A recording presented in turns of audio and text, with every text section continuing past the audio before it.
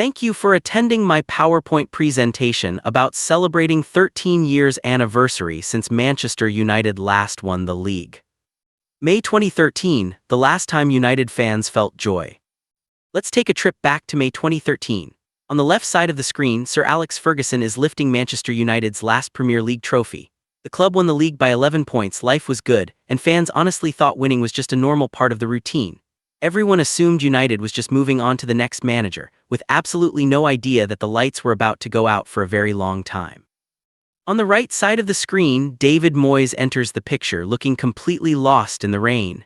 In just a few months, a team full of world-class winners suddenly forgot how to pass a football. It wasn't even a slow decline, it felt like the entire squad just woke up one day and forgot how to play the game. The drop-off was wild. United went from being the champions to finishing 7th in just one season. But the worst part was when the new management openly stated that the club needed to aspire to play like Manchester City. Back then, that comment felt like a massive reality check. United went from running the city to looking at their rivals like they were light years ahead. At the time, everyone comforted themselves by saying, "It's fine, it's just one bad season, they'll bounce back." Well, it's been 13 years now. It is finally time to admit that it wasn't a temporary bad patch. Manchester United just moved into the banter era permanently. So, welcome to the presentation. Let's look at how the last 13 years went down. Then comes to the infinite rebuild, or maybe should call it the 3-year cycle of doom. Next up is the absolute favorite loop for Manchester United, the 3-year cycle of doom. The club has been rebuilding for so long now that it has basically become an art form. The chart shows the classic life cycle of a Manchester United manager, and it always starts the exact same way. They hire a new guy, declare him the chosen one, and immediately spend £200 million on players he wants. But then around year 2, the actual football starts to make zero sense. The tactical identity just completely disappears. Then the club hits the dreaded third season meltdown, the manager gets sacked, and they do the whole thing all over again. They've done this so many times that temporary transition isn't just a phase anymore, it's the club's permanent state of mind. Because of this constant resetting, the players have absolute tactical whiplash. One year they are parking the bus, the next year they are doing endless sideways passes, then they're playing on vibes and counterattacks, and right now, nobody really knows what they're trying to do. They change their style of play more often than most people change their passwords.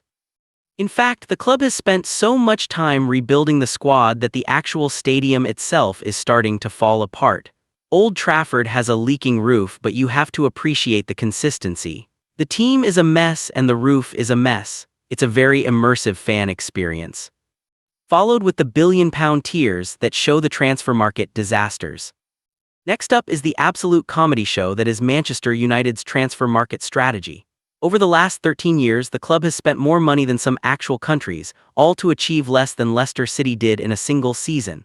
They have essentially perfected the United tax, which is where any player suddenly costs 50% more the moment United shows any interest. Looking at the biggest signings, it feels like the club isn't even buying football players anymore. They're basically buying digital content creators who occasionally run around on grass. They got Alexis Sanchez playing the piano, Paul Pogba debuting new haircuts every week, Antony doing his signature 360 spin into nowhere, and Harry Maguire actively defending his own teammates. The recruitment strategy is literally to buy a player for £80 million, watch them struggle for a few seasons, and then eventually let them leave for free. It is a masterclass in burning cash. The math makes absolutely no sense, but at least the agents are having a great time. But hey, who needs Premier League medals when United are the absolute kings of social media? The team might be struggling on the pitch, but their TikTok engagement and YouTube views are world-class. They aren't winning trophies, but they are definitely winning the algorithm, and apparently that's the real victory here. Tactical identity crisis. Next up is the absolute mystery that is Manchester United's tactical identity. Instead of looking at the specific managers, this is all about the wildly confusing and inconsistent football played on the pitch. The core strategy for the last decade seems to be, if the team has no idea what its tactics are, the opponent can't prepare for them either. The tactical chalkboard basically has just one clear instruction written in the middle: give the ball to Bruno and pray. Looking back, the styles of play have jumped all over the place. There were eras where the team would completely dominate the game with 75% possession, yet somehow finish the match with only one shot on target. It was less of a football match and more of a sleep remedy. Then came the vibes era, where there was absolutely no tactical structure at all, and the entire game plan relied on individual brilliance saving the day in the 90th minute. And who could forget the legendary match against Fulham where the team put in a ridiculous 81 crosses? The entire tactical blueprint for 90 minutes was just launching the ball into a crowded box and hoping for a miracle. It didn't matter who was in the box or if anyone was even running, it was just vibes, crosses, and pure hope. The tactical setup over the last 13 years has had the consistency of a teenage diary. One week the team plays like defensive masterminds against a top-4 rival, and the very next week they are conceding 4 goals to a team whose main sponsor is a local bakery. It's impossible to predict, mostly because the players don't seem to know what's happening either. The disaster of broken records. Next up is a lightning round roast of the bizarre, historic records Manchester United has managed to shatter over the last 13 years. The club always used to pride itself on breaking records, and to be fair, they are still doing it, just entirely the wrong ones. The history books are constantly being rewritten, usually starting with the dreaded phrase, first time since 1930. The sheer variety of these since statistics is impressive.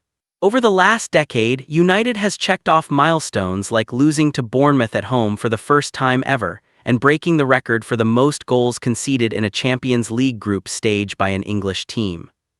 It turned out that every mid-table side traveling to Old Trafford wasn't just looking for a point, they were looking to make club history, and United was always happy to accommodate them.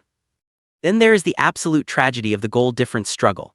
The club managed to assemble a billion-pound squad of international superstars, only to finish Premier League seasons hovering around or below a 0-goal difference. It takes a truly special type of recruitment and coaching to spend that much money on attackers and defenders, only to end the year with the same goal efficiency as a newly promoted side fighting relegation. Ultimately, Manchester United successfully stopped living in the past. Instead of just looking back at the glory days, the club spent the last 13 years actively rewriting its own history by losing to teams that didn't even exist the last time United lifted the Champions League trophy. It's a complete overhaul of the record books, one historic upset at a time. The epilogue: trust the process forever. To wrap things up, let's look forward to the next 13 years with a heavy dose of realistic optimism. At Manchester United, the phrase "trust the process" has taken on a whole new meaning. It turns out the rebuild is never actually supposed to finish, it is a permanent lifestyle choice. The club is just constantly remodeling a house that it never plans to move into. If you look at the screen, there is a live counter tracking the time passed since the club last won the league. It has been so long since Sir Alex Ferguson stood on that podium. At this point, the counter isn't just a stat, it's a permanent fixture of the club's identity, ticking away quietly in the background while everyone waits for a miracle. But honestly, the fans have learned to adapt. Everyone has officially embraced the mid-table struggle as the new normal. Winning every single week used to be a requirement, but now, stringing together 3 wins in a row feels like a massive achievement. The definition of success has completely changed, and a comfortable finish near the top 4 is celebrated like a historic treble. So as we look ahead to the next decade, the big question remains, surely it can't get any worse, can it? Well, if the last 13 years have taught anyone anything, it's that Manchester United will always find a way to surprise people. The club might not win the Premier League anytime soon, but it will definitely keep everyone thoroughly entertained. Thanks for coming to the anniversary party of the ultimate banter era.